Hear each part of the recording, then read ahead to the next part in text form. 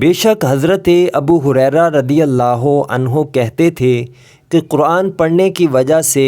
گھر اس کے اہل کے لیے کشادہ ہو جاتا ہے اور اس میں فرشتے حاضر ہوتے ہیں، شیطان اس گھر کو چھوڑ دیتے ہیں اور اس کی خیر و برکت بڑھ جاتی ہے، اور قرآن نہ پڑھنے کی وجہ سے گھر اس کے اہل کے لیے تنگ ہو جاتا ہے، فرشتے اسے چھوڑ دیتے ہیں اور شیطان اس میں بسیرا کر لیتے ہیں، اس کی خیر و برکت کم ہو جاتی ہے۔ سنن الدارمی حدیث نمبر 3352۔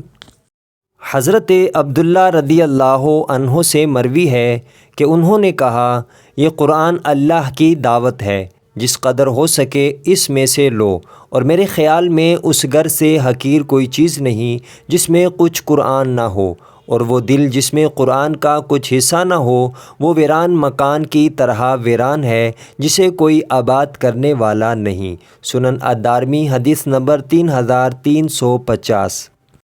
حضرت عبداللہ رضی اللہ عنہ فرماتے ہیں